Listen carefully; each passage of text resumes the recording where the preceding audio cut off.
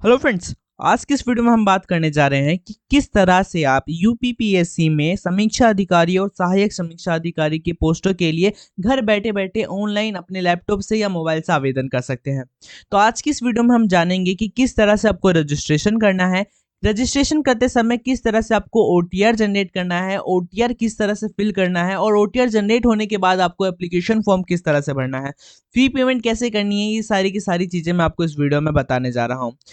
आपको डिस्क्रिप्शन में इस वेबसाइट का लिंक मिल जाएगा, उस लिंक पे क्लिक करके आप यहाँ आ सकते हैं। डिस्क्रिप्शन में मैं आपको एक पीडीएफ भी प्रोवाइड करवाऊंगा जिसमें आपको सारी चीजें मिल जाएगी, जैसे एलिजिबिलिटी क्राइटेरिया क्या है और कौन कौन सी पोस्ट निकली है। ठीक है, डिफरेंट डिफरेंट पोस्ट के लिए डिफरेंट डिफरेंट एलिजिबिलिटी क्राइटेरिया है। यहाँ पे 10th पास 12th पास डिग्री सभी यहाँ पे अप्लाई कर सकते हैं, तो वहां से आप एलिजिबिलिटी क्राइटेरिया देख लीजिएगा। इस वीडियो को ध्यान से जरूर देखिएगा क्योंकि यूपीएससी का फॉर्म फिलिंग का तरीका सभी एग्जामों में सेम ही होता है, सभी सेम होता है पैटर्न। तो जितने भी एग्जाम आप यूपीएससी में देखते हैं, एक बार आपने इस वीडियो को समझ लिया तो आपको दोबारा एग्जाम फॉर्म फिल करते समय वीडियो देखने की जरूरत नहीं पड़ेगी, आप वो सीख जाएंगे। तो चलते हैं वीडियो को स्टार्ट करते हैं। ठीक है, तो यहाँ पे आप देख सकते हैं यूपीएससी के जितने भी एग्जाम होंगे यहाँ पे आपको शो होते हैं। तो यहाँ पे पहले नंबर पे जो एग्जाम है वो है समीक्षा अधिकारी और सहायक अधिकारी। तो उसके लिए आप अप्लाई कर सकते हैं। अप्लाई बटन पे क्लिक करेंगे।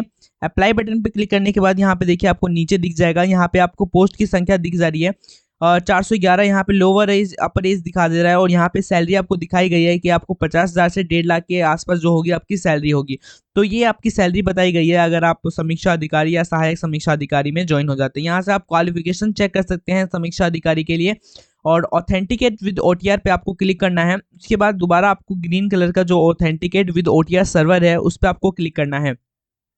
जैसे ही आप इस पे क्लिक करेंगे आपसे पूछा जाएगा क्या आपने ओटीआर रजिस्टर्ड कर रखा है, यानी आपके पास पहले से ओटीआर नंबर है या नहीं है। तो है तो यस करिए, नहीं है तो सिंपली आपको नो करना है। और नो पे क्लिक करने के बाद आपको एक विंडो शो होगा यहाँ पे रेड कलर का, उस पर आपको क्लिक कर देना है।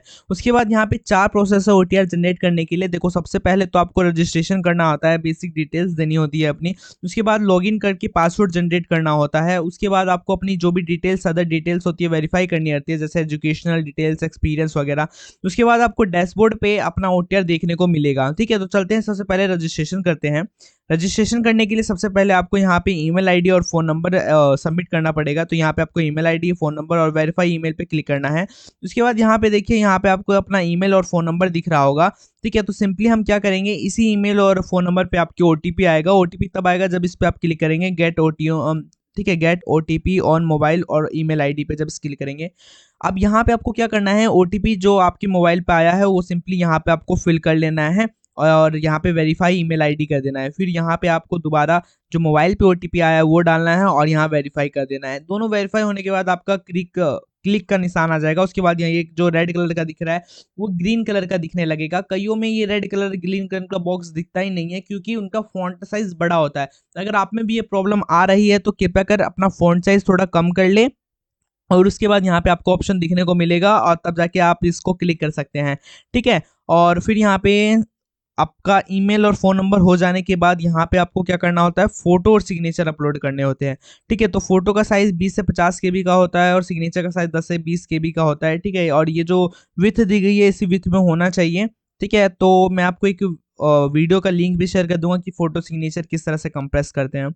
उसके बाद यहाँ पे आपको फर्स्ट नेम अपना नाम देना है, फर्स्ट नेम, मिडिल नेम और लास्ट नेम। अगर आपका मिडिल नेम लास्ट नेम नहीं हो तो आप इन्हें छोड़ भी सकते हो। उसके बाद यहाँ से आपको क्या कर लेना है, जहाँ जो स्टेट में रहते हो आपको वो सेलेक्ट कर लेना है। उसके बाद यहाँ से डेट ऑफ बर्थ और जेंडर सेलेक्ट कर लेना। उसके बाद यहाँ से डिस्ट्रिक्ट सेलेक्ट कर लेना, जिस भी डिस्ट्रिक्ट में आप रहते हो। और फिर कैटेगरी आप जनरल हो, ओबीसी हो, एससी हो, वो यहाँ से आपको सेलेक्ट कर लेना है। उसके बाद नीचे आपको दिखेगा आपके पिताजी का नाम। ठीक है, तो यहाँ पे आपको अपना पिताजी का फर्स्ट नेम, यहाँ पे मिडिल नेम और यहाँ पे लास्ट नेम लिखना है। ठीक है, उसके बाद यहाँ पे आपको अपनी माता जी का नाम लिखना है। ठीक है, यहाँ पे आपको दिखेगा अपनी माता जी का फर्स्ट नेम, यहाँ पे आपको अपने माता जी का फर्स्ट नेम लिखना है, यहाँ पे आपको मिडिल नेम और यहाँ पे लास्ट नेम। मिडिल नेम नहीं है, लास्ट नेम नहीं है तो आप उसको छोड़ भी सकते हैं। ठीक है, और आगे बढ़ सकते हैं। उसके बाद यहाँ पे आपको हाई स्कूल की क्वालिफिकेशन ऐड करनी है, जहाँ पे आपको बोर्ड बताना है, किस ईयर में आपने पास किया वो बताना है और रोल नंबर बताना है कि रोल नंबर क्या था। ये सारी चीज़ें फिल करने के बाद यहाँ पे आपको जो क्यूआर, ये जो सिक्योरिटी कोड दिख रहा है, कैप्चा दिख रहा है, सिंपली इसको भरना है और रजिस्टर वाले बटन पे क्लिक कर देना है। रजिस्टर हो जाने के बाद लॉगिन वाले बटन पे क्लिक करना है। ठीक है। तो लॉगिन वाले बटन पे क्लिक करने के बाद सबसे पहले तो आपको यहाँ पे थ्रू ओटीपी लॉगिन करना होगा। ठीक है, यहाँ पे आपको मोबाइल नंबर सेलेक्ट कर लेना है और थ्रू ओटीपी आपको लॉगिन करना है। जैसे ही आप इस पे मोबाइल नंबर और ओटीपी डाल के लॉगिन करेंगे, आपको एक पासवर्ड जनरेट करने का ऑप्शन दिखेगा, वहाँ से आप पासवर्ड जनरेट कर सकते हैं और पासवर्ड जनरेट होने के बाद आप थ्रू पासवर्ड लॉगिन कर सकते हैं या थ्रू ओटीपी भी फिर लॉगिन कर सकते हैं। ठीक है, तो मैं थ्रू पासवर्ड लॉगिन कर रहा हूँ। ठीक है, तो यहाँ पे आपको मोबाइल नंबर और यहाँ पे आपको पासवर्ड डालना है। उसके बाद यहाँ पे आपका वेरिफिकेशन जो कोड दिया गया है वो डालना है। डालने के बाद ये डैशबोर्ड आपका खुल जाएगा। ये तब खुलेगा जब आपका कंप्लीट हो जाता है। ठीक है, इससे पहले कुछ चीज़ें होती है, जैसे आपको जैसे ही आप लॉगिन करेंगे आपको अदर क्वालिफिकेशन डिटेल्स, आपकी डिटेल्स मांगी जाएगी, अदर डिटेल्स मांगी जाएगी, क्वालिफिकेशन एजुकेशनल डिटेल्स मांगी जाएगी। ये सारी डिटेल्स मांगने के बाद आपको फाइनल सबमिट करना होता है, लॉक करके फाइनल सबमिट करना होता है। लॉक करके फाइनल सबमिट करने के बाद भी आपको यहाँ पे कॉर्नर पे राइट साइड में एक बटन दिखेगा, गेट ओटीआर इमीडिएटली, जहाँ पे कर्सर है। ठीक है, तो वहाँ पे आपको ओटीआर इमीडिएटली रेड कलर का दिखेगा, उस पर क्लिक करेंगे तो आपका ओटीआर जनरेट होगा। ओटीआर जनरेट हो जाने के बाद वो दो स्टेटस दिखाता है, एक तो जनरेटेड और एक पेंडिंग। अगर आपका पेंडिंग है तो वहाँ पे पेंडिंग दिखाएगा और जनरेटेड हो जाएगा तो जनरेटेड दिखाएगा। जनरेट नहीं हुआ होगा तो वेट कर लेना 24 आवर के बाद ये जनरेट हो जाएगा। और जनरेट होने के बाद जब भी आप लॉगिन करेंगे तो इस तरह का डायरेक्ट डैशबोर्ड आपको खुल के दिखेगा। तो कंप्लीट ओटीआर की मैंने एक वीडियो बना रखी है ऑलरेडी ही, तो उसका लिंक मैं आपको डिस्क्रिप्शन में दे दूंगा। अगर आपको ओटीआर में कोई भी प्रॉब्लम आती है, क्योंकि काफ़ी स्टेप्स होते हैं, कई चीज़ें होती है, कुछ भी समझ नहीं आता है, तो आप उस वीडियो को देख सकते हैं और ओटीआर रजिस्ट्रेशन कर सकते हैं। ठीक है, तो इसमें मैंने ज़्यादा डीपली नहीं गया हूँ, क्योंकि इसके लिए मैंने, ये अलग ही टॉपिक है, इसके लिए अलग से वीडियो बनानी पड़ती है। तो मैंने ऑलरेडी वीडियो बना के अपलोड कर रखी है, तो आप उसको देख सकते हैं। ठीक है, उसके बाद ये सारी चीज़ें हो जाने के बाद आपको क्या करना है, यहाँ पे जो चेक ओटीआर स्टेटस है, सिंपली आप इस पर क्लिक करके अपना ओटीआर नंबर ले सकते हैं। ठीक है, उससे पहले मैंने पहले ही बता चुका हूँ कि ओटीआर जो है आपका, ओटीआर के लिए एक पूरा प्रोसेस होता है, तो मैंने इस वीडियो में पूरा कवर नहीं किया है किस तरह से आपको ओटीआर जनरेट करना है। लॉगिन करते समय भी कई सारी डिटेल्स होती है, तो वो सारी चीज़ें नहीं बताई है। तो ठीक है, ये आपका ओटीआर नंबर है। यहाँ पे देखिए मेरा जनरेटेड दिखा रहा है। ठीक है, तो मेरे को ओटीआर नंबर शो हो रहा है। अगर आपका पेंडिंग दिखा रहा होगा तो यहाँ पे आपका ओटीआर नंबर शो नहीं होगा। ठीक है, तो आपको वेट कर लेना है कम से कम 24 आवर। ठीक है, 24 आवर के अंदर अंदर ये जनरेट करके दे देते हैं। उसके बाद ये सारा ओटीआर यहाँ से कॉपी कर लेना है, आपको एक पेन पे लिख लेना है। ठीक है, उसके बाद आपको दोबारा उसी एप्लीकेशन फॉर्म पे जाना है। ठीक है, तो जैसे ही आप उस एप्लीकेशन फॉर्म पे जाएंगे, यहाँ पे आपको जो आपने नो किया था, अब आपको करना है यस, क्योंकि आपका ओटीआर जनरेट हो चुका है। तो हम यहाँ पे जो यस वाला बटन है उस पर क्लिक करेंगे और उस पर और फिर गो वाले ऑप्शन पे क्लिक कर देंगे। ठीक है, तो यहाँ पे गो वाले ऑप्शन पे हमने क्लिक कर दिया। ये पेज टाइम लेता है। ठीक है, उसके बाद यहाँ पे ओटीआर नंबर लिख देना और प्रोसीड पे क्लिक कर देना। ठीक है, तो यहाँ पे हम प्रोसीड पे क्लिक कर देंगे, जो भी ओटीआर दिया है हमने। उसके बाद नीचे आपको डिटेल्स दिखने लगेगी, जो भी आपने रजिस्ट्रेशन करते समय दिया था, और उसके बाद आपको ओके कर देना है। फिर आपको लॉगिन करना है। ठीक है, अपनी ओटीआर डिटेल देनी है, तो उसमें जो आपने मोबाइल नंबर ईमेल आईडी दिया था उस पर आपको ओटीपी जाएगा, जो भी आप सेलेक्ट करेंगे। तो मैंने मोबाइल नंबर सेलेक्ट किया है, उस पर ओटीपी जाएगा, वेरीफाई करना है और फिर यहाँ पे प्रोसीड का ऑप्शन दिखेगा, उस पर क्लिक कर देना है। फिर यहाँ पे दोबारा आपको नीचे स्क्रॉल करना है, प्रोसीड का ऑप्शन दिखेगा, उस पर क्लिक कर देना है। और यहाँ पे कुछ इन्फॉर्मेशन है, जैसे कि यहाँ से पूछा गया है कि आप अगर बैचलर हो, आपके पास ग्रेजुएशन डिग्री है, तो आप यस करिए। उसके बाद ये पूछा है कि ओ लेवल सर्टिफिकेट है आपके पास, तो आपको वो करना है, यस करना है। ठीक है, ये अलग है। अगर आप, ठीक है, अकाउंटेंट के लिए नहीं अप्लाई कर रहे हो तो आपको इसकी ज़रूरत नहीं है। अगर लेकिन अकाउंटेंट के लिए नहीं अप्लाई कर रहे हो तो इसकी ज़रूरत है, वरना आपको इसकी ज़रूरत नहीं है। ठीक है, ये तीनों की चीज़ की ज़रूरत है अगर आप अकाउंटेंट के लिए अप्लाई कर रहे हो तो।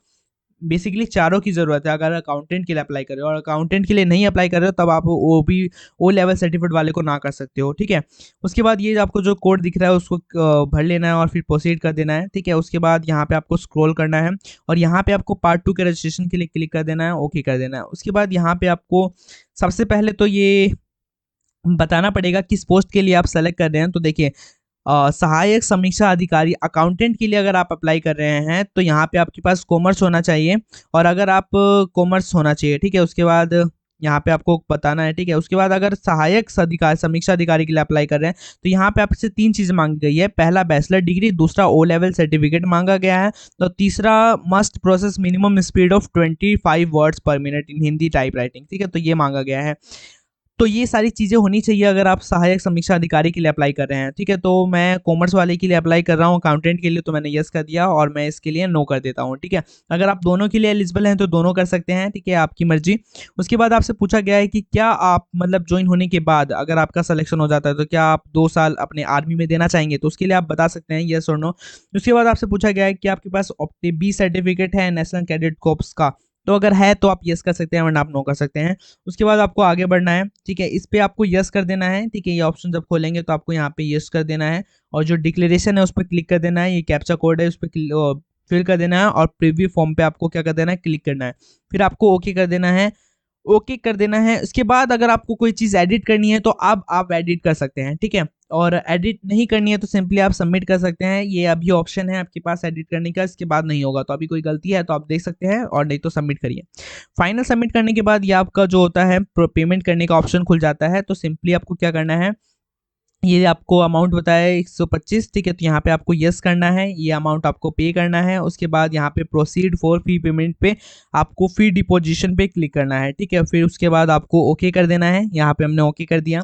वेबसाइट थोड़ा टाइम लेता है, ठीक है, आपको छोड़ना नहीं है, ये वेबसाइट काफ़ी टाइम लेता है, ठीक है। तो उसके बाद यहाँ पे आपको क्या करना है, बहुत सारे ऑप्शन है, जैसे SBI नेट बैंकिंग है, यहाँ पे आपसे कोई चार्ज नहीं लिया जाता। यहाँ पे SBI बैंक डेबिट कार्ड है, यहाँ भी आपको फ्री है, कोई चार्ज नहीं लिया जाता। यहाँ पे UPI है, इससे भी आपको कोई चार्ज नहीं देना होता है। लेकिन आप अदर बैंक के नेट बैंकिंग यूज़ करते हैं तो आपको 6 रुपये चार्ज देना पड़ता है। और डेबिट कार्ड यूज़ करते हैं तो कोई चार्ज नहीं है। SBI ब्रांच यूज़ करते हैं तो भी कोई चार्ज नहीं है आपके पास। और क्रेडिट कार्ड यूज़ करते हैं तो आपको 12 रुपये चार्ज देना पड़ता है, ठीक है। तो ये चार्ज है, ठीक है, आपको ध्यान रखना है। तो मैं SBI state bank card debit card select कर ले रहा हूँ और यहाँ पे आपको सिंपली क्या करना है, कंफर्म कर देना है। आपको यहाँ पे दोबारा आएगा ऑप्शन, उसको दोबारा कंफर्म कर देना है। और कंफर्म करने के बाद वेबसाइट थोड़ा टाइम लेती है तो हम वेबसाइट को टाइम देंगे। उसके बाद यहाँ पे आपका खुल जाएगा ऑप्शन, यहाँ पे आप कार्ड नंबर दे सकते हैं अपना, ठीक है। और यहाँ पे आपको कार्ड नंबर लिखना है डेबिट कार्ड का। उसके बाद यहाँ से एक्सपायरी मंथ सेलेक्ट करना है, यहाँ से एक्सपायरी ईयर सेलेक्ट कर लेना है। और यहाँ पे आपको कार्ड होल्डर का नेम बताना है, ठीक है। तो जिसका भी कार्ड यूज़ कर रहे हैं, आप अपना कर रहे हैं तो अपना नेम, और जिसका यूज़ कर रहे हैं उसका नेम यहाँ बताना है। उसके बाद यहाँ पे आपको CVV बता देनी है और यहाँ पे जो कार्ड की बैकग्राउंड में होती है CVV वो बताना है। और उसके बाद यहाँ पे जो कैप्चा दिया गया है वो आपको लिख लेना है, ठीक है। तो यहाँ पे आपको कैप्चा फिल कर लेना और पे वाले ऑप्शन पे क्लिक कर देना है और फिर आपको एक नोटिफिकेशन मिलेगी। नोटिफिकेशन मिलने के बाद आपको OTP आएगी, OTP फिल करना है। OTP फिल करने के बाद आप फाइनली पेमेंट कर पाएंगे। तो पेमेंट हो जाने के बाद आप अपने एप्लीकेशन फॉर्म को डाउनलोड कर सकते हैं और डाउनलोड करके उसे सेव कर सकते हैं फ्यूचर रेफरेंस के लिए, ठीक है, ताकि एडमिट कार्ड वगैरह आए तो उनसे आप यूज़ कर सकें। तो वीडियो में जितनी भी इन्फॉर्मेशन थी, जैसे OTR कैसे जनरेट करना है, रजिस्ट्रेशन आपको कैसे करना है, एप्लीकेशन फॉर्म कैसे फिल करना है, फी पेमेंट कैसे करनी है, सारी की सारी चीज़ें मैंने कवर करी है। और एडिशनल चीज़ें भी बताई है आपको, जिस तरह जैसे कि UPSC का फॉर्म फिल करते समय ये वेबसाइट काफ़ी टाइम लेता है, ठीक है। तो वो आपको ध्यान रखना है कि आपको एग्जिट नहीं कर जाना है, वेट करना है, 1-1.5 मिनट वेट करना है, वो फिर दोबारा खिल जाता है क्योंकि हर एक क्लिक पे ये वेट करता है। तो मैंने थोड़ा क्लिक दिखाया है, बाकी क्लिक एडिट कर दिया है, ठीक है। तो वो आपको ध्यान रखना है। बहुत सारे लोग कहते हैं मुझे कि सर OTR तो हम जनरेट करते हैं लेकिन सर्वर नहीं चल रहा है। एक्चुअली सर्वर वैसा ही चलता है UPPSC का, तो आपको वैसे ही जनरेट करना है। और OTR के लिए मैंने अलग से एक वीडियो बना रखी है, तो अगर आपको OTR में कोई भी दिक्कत आती है तो आप उसको देख सकते हैं, उसका लिंक मैं आपको डिस्क्रिप्शन में प्रोवाइड करवा दूंगा। तो अगर आपको ये वीडियो अच्छी लगी हो तो वीडियो को लाइक ज़रूर कर देना, अपने दोस्तों के साथ इसे शेयर जरूर कर देना। और अगर आप चैनल पर नए हो तो चैनल को सब्सक्राइब जरूर कर लेना, ताकि इससे रिलेटेड, एग्जाम से रिलेटेड जो भी नई नोटिफिकेशन है वो आपके पास तुरंत पहुंच सके। तो धन्यवाद। अगर कोई भी प्रॉब्लम हो तो आप कमेंट करके पूछ सकते हैं। Thank you.